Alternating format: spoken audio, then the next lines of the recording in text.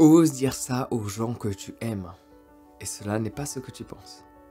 Évidemment, la première chose auquel tu devrais penser, en lisant ce titre, en m'écoutant parler, c'est à dire je t'aime.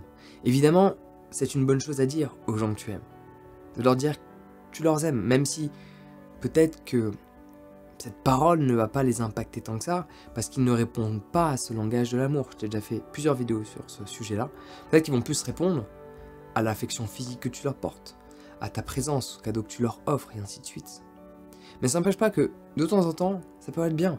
Et le simple fait que tu regardes cette vidéo, il peut y avoir, tu peux le voir sous un concept de synchronicité, que cette vidéo est là pour te forcer à aller dire à des gens que tu aimes, je t'aime. Ça peut être des amis, ça peut être des membres de ta famille, ça peut être ton ou ta conjointe. Ça fait combien de temps que t'as pas dit je t'aime?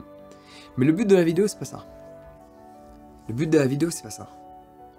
Parce que ça, t'y penses déjà. Mais tu ne le fais pas. C'est pour ça qu'il y a mon livre, N'essaie pas, fais-le, qui se manifeste dans toutes les situations de la vie. Il y a des choses que tu sais qu'il faut que tu fasses, et tu les fais pas.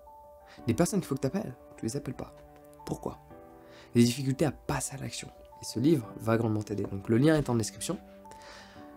Mais là où je voulais en arriver par rapport à cette vidéo, c'est d'aller oser, peut-être le lendemain, peut-être une heure après.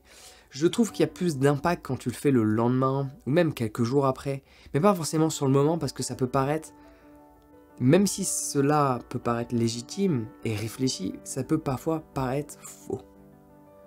Admettons, tu as eu un certain comportement qui était désagréable. Tu as haussé la voix, tu étais un peu violent verbalement, ou tu t'es énervé, ou tu as dit des choses qui étaient fausses et tu le savais, et on a vu que c'était faux, on a vu que tu mentais, ou quelle que soit la situation, où tu t'es mis en fait dans une situation dévalorisante envers qui tu es, et forcément tu vas dévaloriser la relation de par ton comportement.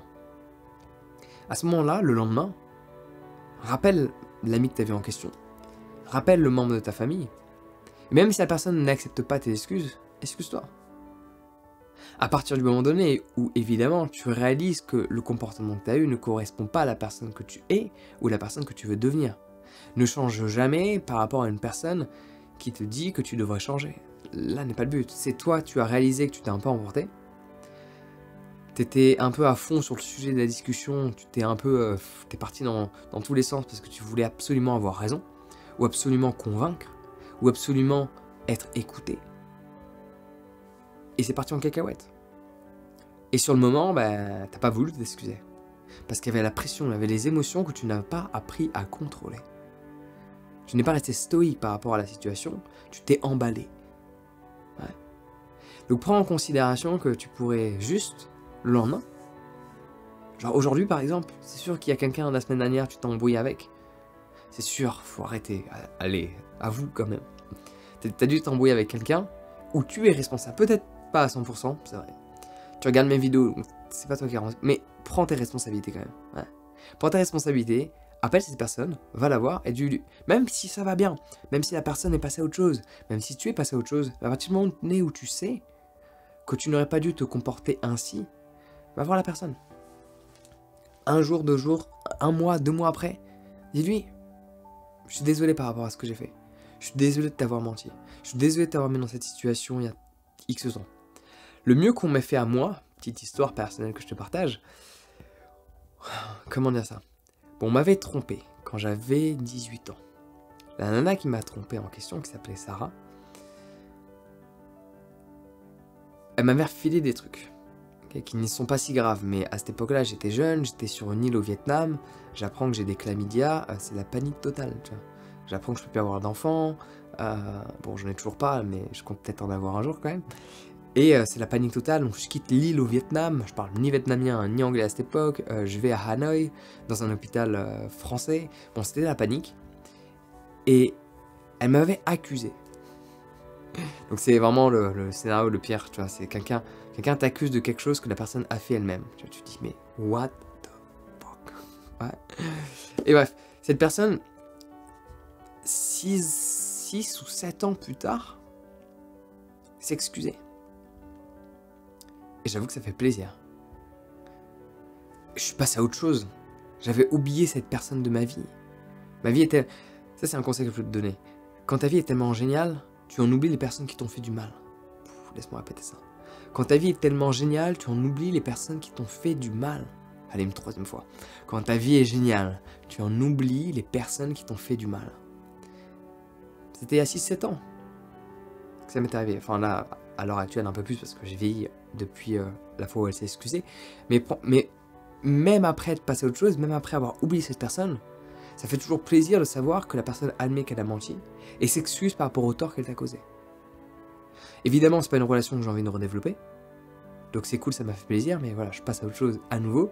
Mais dans une relation qui continue d'être, son aspect amical, intime, ce que tu veux, elle continue d'exister, même si la personne passe à autre chose parce qu'elle considère que c'est minime et ah, c'est ton caractère, tu t'énerves un petit peu de temps en temps, ah, c'est ton caractère, tu mens un petit peu de temps en temps, c'est ton côté du sud. Non, faut pas dire ça. J'ai de la famille dans le sud. Donc c'est ok que je dise ça. En fait, ça pourrait être bien qu'on arrive à un stade où on peut dire des choses qui sont des stéréotypes, donc une extension de la réalité à un instant T, même si c'est plus le cas aujourd'hui, ça l'a été à un moment donné. C'est pour ça qu'on appelle ça un stéréotype. Hein. Sans pour autant justifier qu'on connaît X personne qui est dans cette situation. Parce que sinon, en fait, et c'est un réflexe que moi-même j'ai, hein, parce qu'en fait, tu sais que tu vas te faire attaquer si tu dis que tu as un côté un peu marseillais. Mais dès lors que tu dis que tu as de la famille qui vit à Avignon, Nîmes, Orange, Carpentras, dans ce cas-là, c'est plus accepté. Pourquoi? Sujet de réflexion dont on pourra parler une autre fois. Juste, prends ton téléphone, appelle la personne à laquelle tu t'es peut-être énervé, emporté, peut-être tu t'es mal comporté, peut-être tu devrais juste t'excuser, sans pour autant justifier, mais juste, voilà, tu reconnais tes torts. Il n'y a rien de mieux pour renforcer une relation. Donc fais-le, tu sais quoi faire. Et bien sûr, si tu as du mal à agir, alors, mon nouveau livre qui vient de sortir, n'est-ce pas, fais-le.